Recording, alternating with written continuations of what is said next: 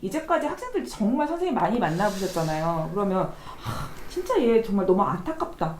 이런 경우도 있었을까요? 이게 제가 학부모? 보통은 애들한테도 그렇고 어머니들한테도 좀 한 90%, 뭐 100% 제가 이 친구 보낼 수 있다, 뭐 이렇게 얘기도 하고 막 이렇게 장담을 하는데 네. 가끔 가다가 그게 좀 안 되는, 거의 뭐 몇 명 되지는 않지만은 정말 잘하던 친구인데 네. 제일 높은 반이었는데 한 친구가 좀 안 된 친구가 있어요. 왜 그럴까요? 수학은 정말 잘하는데 이게 약간 편중되는 친구들이 있어요. 왜냐면 어차피 뭐냐면 영재학교는 과학이 반 정도, 수학이 반 정도. 네. 어떻게 보면은 과학은 4과목이고 수학은 물론 뭐 기하, 뭐 대수, 뭐 조합, 뭐 이렇게 정수 같은 경우에서 4가지라고 할 수 있긴 하지만은 네네. 과목상으로 봤을 때도 뭐 물화생지 이게 더 네, 많잖아요. 네네네. 그래서 저는 3분의 2가 과학이고 3분의 1이 뭐 수학이라고 하는데 입시적으로는 비슷해요. 네. 반반인데 네. 오히려 결정타는 수학이 될 가능성이 높거든요. 그렇죠. 그래서 올해 서울대 간 친구들도 보면은 그 결정타 같은 경우가 그 수학이었다는 얘기를 되게 많이 해요. 그렇죠. 그 에피소드를 말씀드리면은 한 3년 전이었어요. 그러니까 올해 이제 그러니까 대학을 간 거죠. 근데 그 3년 전에 그 고등학교를 제가 뭐냐면은 정말 영재학교도 보내고 싶었고 과고도 보내고 싶었는데 영재학교에서 떨어지면서 과고 가자고 얘기했는데 그 친구 외의 애들은 대부분 다 영재학교를 갔어요. 그 친구들 보고서 좀 약간 좀 부끄러웠나 봐요. 그러다 보니까 얘가 좀 조용히 하다가 과고는 저희 학원에서 안 다니고 뭐 딴 데서 하려고 하긴 했는데 거기서도 떨어진 것 같더라고요. 그래서 근데 워낙 저하고 좀 친하고 좀 어머니하고도 굉장히 좀 소통을 좀 많이 했던 그 이유는 너무 좀 부끄러우니까 좀 연락이 안 됐거든요. 3년 정도 연락이 안 됐습니다. 그래서 어떻게 지내는지 잘 몰랐는데 그래서 너무 안타까워하고 걔 생각하면 좀 그 학년에서는 좀 이렇게 좀 아픈 그런 게 됐었는데 올해 1월 2일 날 이제 연락이 왔나요? 어머니한테 갑자기 카톡에 연락이 온 거예요. 네네. 이게 좋은 소식이잖아요. 보통 네. 이렇게 그쵸, 안 오다 보면 서울대를 간 거예요. 서울대를 갔다 그러면서 쭉 그래서 제가 전화 드려도 될까 해서 전화를 드렸는데 결론은 굉장히 저한테 고마워하는 게 뭐냐면은 그때 얘기했던 게 기억이 나고 이게 절대로 뭐냐면 나중에 헛것이 되지 않는다. 이 공부들이 그렇죠. 특히 창의 관련된 거 여기 굉장히 깊이 있게 공부했던 것들이 그 결정타가 이제 서울대 이제 거기서 문제를 푸는데 수시에서 네네. 그 문제가 그때 도움을 많이 받았다고 얘기를 딱 하시더라고요. 그래서 제가 창의 관련된 거 그때 솔직히 고등학교 가면 그런 거 잘 공부 안 하거든요. 그쵸. 근데 거기 가서 봤더니 논술 같은 게 보니 그런 종류의 문제들이 나와서 그거를 풀어가지고 자기는 선생님 덕분에 됐다는 식으로 얘기를 하길래 그게 3년 전인데 그걸 기억하면서 얘기하길래 저는 꼭 만나자고 코로나가 조금 좀 잠잠해지면 만나자고 얘기했는데 근데 또 결정적으로 그 친구가 되게 부끄러움이 많다 그랬잖아요. 네네. 근데 자기가 그거를 극복을 했더라고요. 고등학교는 물론 일반고 중에서 뭐 지역 자사를 가긴 갔거든요. 예. 거기서 이제 전교 1, 2등을 하는 친구가 됐는데 똑똑하다. 거기 가서 자기 나름대로 굉장히 수줍음이 많았던 친구인데 애들하고 말도 많이 하고 친구도 많이 생기고 그래서 예전에는 뭐 저하고 눈물 맞추면 뭐 부끄러워서 말도 안 하던 친구가 이번에 전화를 했더니 되게 막 여러 가지 완전 좀 바뀌었더라고요. 자기 그렇게 바뀌고 싶었고 그래야지 자기가 좀 잘 될 거라고 생각해서 바뀌었다고 얘기를 하더라고요. 이건 안타깝다기보다는 정말 해피엔딩. 네, 맞습니다. 근데 결국은 이제 이게 중요한 게 뭐냐면 공부를 한 게 어디로 가는 게 아니다 이 네. 말씀이시잖아요. 네, 맞아요. 그러니까 아이들이 지금 당장 뭐 영재교나 혹은 과고 입시에서 떨어질 수 있지만 그 공부해놓은 것이 어디로 사라지는 게 아니라 다 있기 때문에 끝까지 하는 자.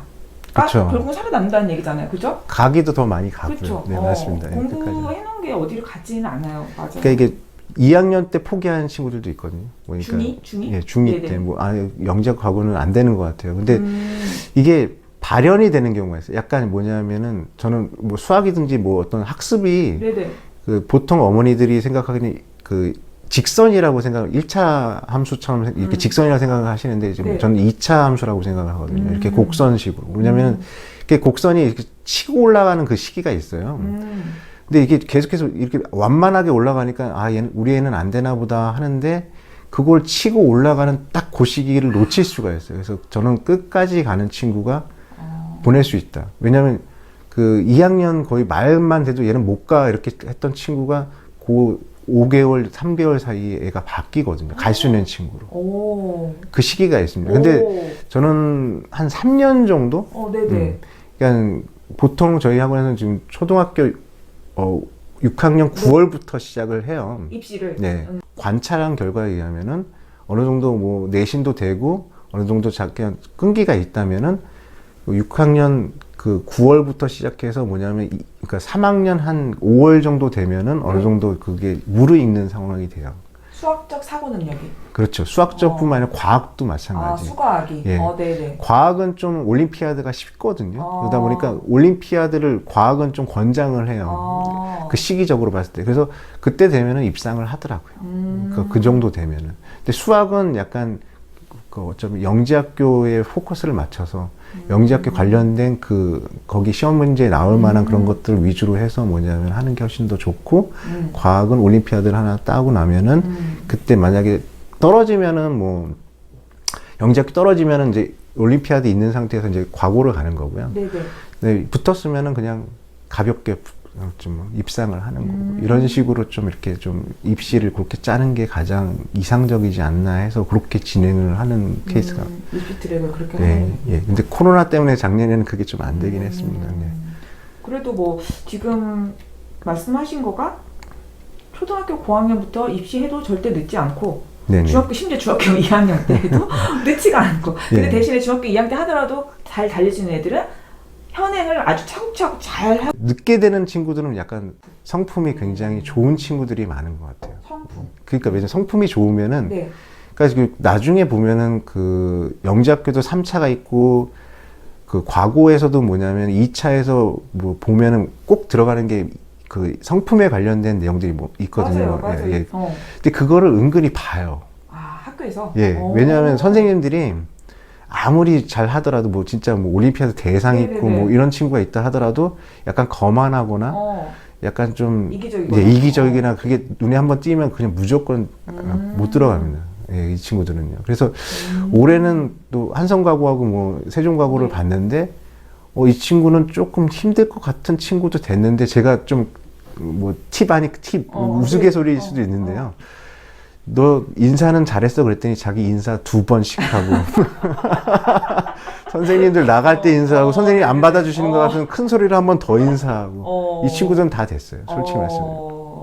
이게 저는 근데 굉장히 좀 의미 있는 얘기라고 생각하거든요. 근데 요번에 좀 쉬웠어요. 쉽다 보니까 이제 대답한 게 약간 비슷비슷한 거죠. 그러다 보니까 이제 딱 봤을 때 좀 아이가 좀 성품이 괜찮고 굉장히 인사성 바르고 근데 그러니까 그걸 그러니까 원래 안 그런 친구들한테 포장해서 붙여야 되잖아요. 저희 입장에서. 그래서 그러다 보니까 굉장히 공손하게 해야 되고, 최대한 삐딱하게 앉지 말고, 정자세를 찾아야 된다. 이런 것들, 예.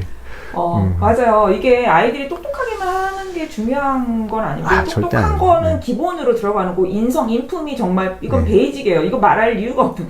당연히 인성이 근데 좋고 나서 똑똑함이 있어야지. 의외로 부모님들이 그걸 좀 놓치는 경우가 되게 많아요. 그러면 안 되죠. 근데 네네. 요즘 그런 경우도 있죠. 하지만 기억해야 될 건 뭐냐면 아이들 인성과 인품이 정말 그게 다독여주고 나서 그 다음에 똑똑하고 그래야 애기가 사회에 나가서도 성공을 하고. 맞습니다. 그렇죠. 그 기숙사 생활도 잘할 것 같아요. 네. 아 맞아. 아까 선생님이 약간 기숙사 말씀하셨잖아요. 기숙사 가서도 결국은 자기 혼자서 자기 컨트롤 할 수 있는 아이들이 살아남는다 그 말씀하셨는데 네네네. 다 연결이 어떻게 보면 돼 있는 것 같아요. 맞습니다. 네.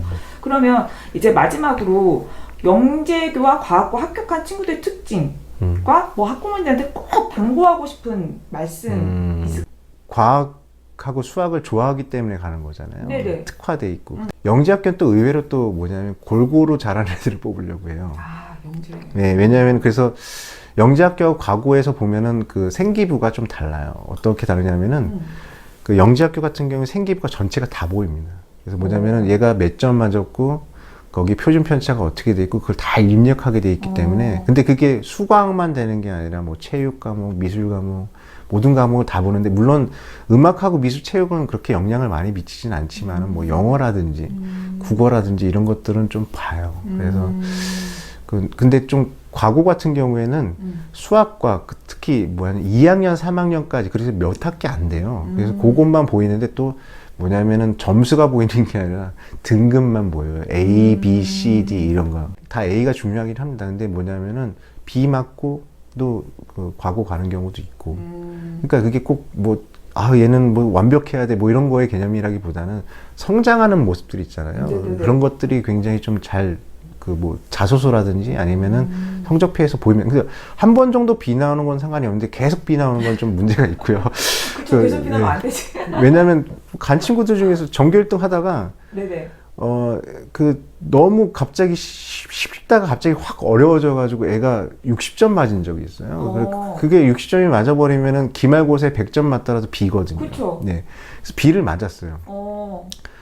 그래도 과고 지금 조기 졸업해가지고 지금 포스트에 요번에 들어가는 친구도 있어요. 하나 정도 해가지고 우리 애는 못 갈 것 같다 그런 생각의 개념이 아니라 우선은 한 번 정도는 실패했으면은 그 아이들 다독여서 이제 더 잘 해야 되고 그다음에 또 열심히 해야 되고 그걸 꿈이 있으면은 계속해서 성장해 나가는 모습을 보여주고 그다음에 그걸 꾸준히 해나가는 그런 작업을 해야 되거든요. 그러니까 그런 친구들 굉장히 잘하던 친구들이 한 번 못하면은 굉장히 좌절 많이 하거든요. 그렇죠. 내내 잘하다가. 예, 맞습니다. 그거를 잘 다독여줘야 돼요. 그게 부모님이 다독여 주신 것도 있고, 주변에 이제 선생님들이 많이 다독여 주셔야 되는 것도 있는데요. 전 그런 친구들 굉장히 많이 다독여가지고, 결국은 다시 또 오게끔 해서 가고 지금 이런 상황이 되는 거거든요. 그래서 좀 늦게 시작하면은 분명히 그런 거 있어요. 뭐냐면 들어갈 때 좀 140명을 뽑으면 한 137등? 네, 저는 그렇게 생각하거든요. 근데 137등도 들어가는 거거든요. 네, 그렇죠. 네. 그 다음부터 영재학교 같은 경우는 8월 정도에 이제 지금 그 승패가 나는데 그 이후부터 3월까지, 내년도 3월까지 뭐냐면 준비하면 돼요. 준비해서 상위권을 올라가면 됩니다. 그래서 그런 친구들이 되게 많아요. 그래서 더 열심히 하면은, 그리고 또 그 들어가는 작업은 그렇게 낮은 점수로 해가지고 들어간다 하더라도 거기 가서 하는 또 수학은 또 다른 거고 과학은 또 다른 거거든요. 그래서 그때 또 열심히 하면은 나름대로 원래 역량이 있었는데 좀 시간적으로 적게 했을 뿐이고 그 다음부터는 또 거기 가서 할 수 있는 것도 역량을 쌓아 놓으면은 똑같은 시작이에요. 그 다음부터는. 네. 그래서 영재학교에서 잘하면 돼요. 과고에서 잘하면 되고. 맞아요. 제 생각은 그렇습니다. 어머님들 이거 정말 선생님이 너무 좋은 말씀 해주신 것 같아요.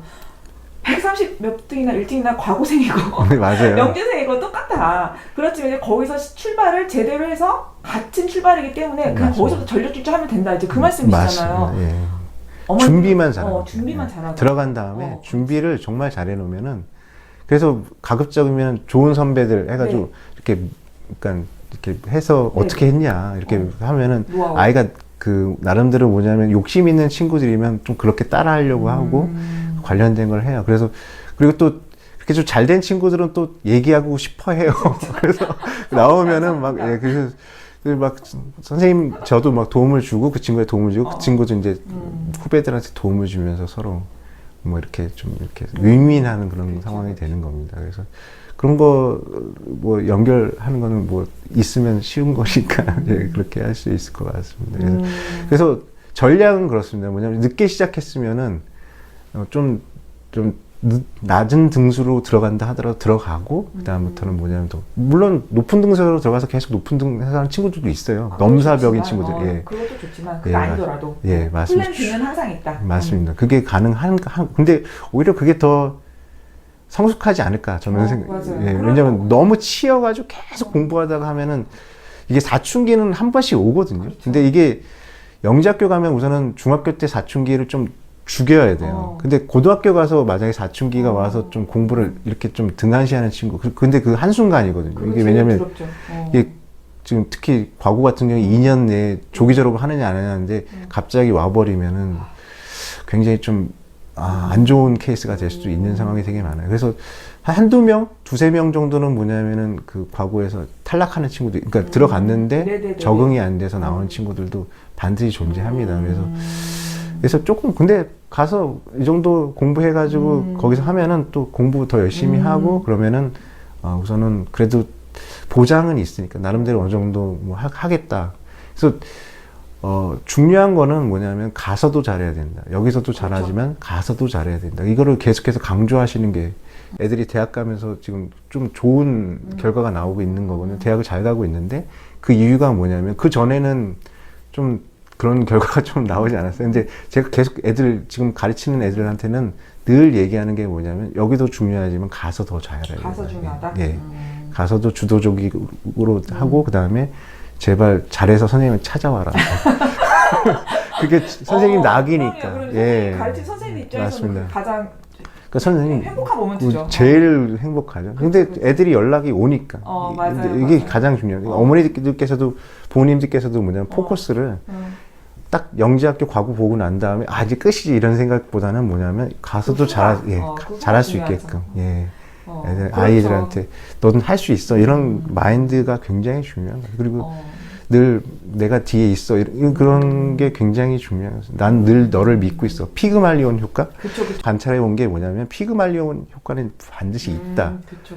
선생님이 믿어주면 애들은 반드시 그거에 대한 그 결과를 내더라고요. 그래서 그거는 굉장히 중요하다고 생각해요. 부모님들도 그거를 좀 믿어주셨으면 좋겠어요. 아이들이 좀 잘할 수 있을 거고 같고, 그 다음에 그걸 너무 이렇게 막 물리적으로 더 많이 안 풀어 뭐 이런 식으로 하시는 게 아니라 좀 혼자 스스로 할 수 있게끔 뭔가 좀 뒤에서 든든하게 이렇게 좀 해주시는 거 있잖아요. 그러니까 선생님 말씀은 영재과 같고 합격한 친구들 항상 엄마나 그 주변의 사람들은 아이를 믿어줘라. 예. 아이를 막 불신해가지고 막 자꾸 복지 말고 아이한테 그러니까 무한한 신뢰를 아이들도 할 이제 수 있다. 설득을 할 수 있거든요. 그쵸. 예, 그래서 저는 설득을 많이, 왜냐면 그러면 논리로 하게 되면 애들도 다 뭐냐면 이해하고 줄이려고 노력을 해요. 네. 본인들이 왜냐면 가고 싶고 그 기대에 부응하고 싶거든요. 그러다 보니까, 그러니까 못해서 안 하는 게 아니라 막 그게 막 압력 넣고 막 그 설득이 안 된 상황에서 막 그걸 하라고 하니까 하기 싫은 거고 더 다른 방향으로도 막 이렇게 나가는 경우가 되게 많거든요. 근데 그걸 잘 설득해서 좀 줄이게끔 하고 갈 수 있는 기회는 되게 많았을 것 같습니다. 맞습니다. 우리 어머니들도 다 자녀를 위한 거잖아요. 다 자녀를 위해서 하는 거니까 아이들에게 조금 더 믿음을 주고 너는 할 수 있다. 엄마 아빠가 뒤에 항상 있다. 그리고 좋은 선생님도 옆에 계신다. 이렇게 항상 해주시면 될 것 같습니다. 선생님 우리 오늘 너무 정말 수학에 대해서 도영선 선생님께서 정말 좋은 말씀 많이 해주셨습니다. 감사합니다. 고맙습니다. 감사합니다. 도움이 많이 되셨는지 모르겠네요.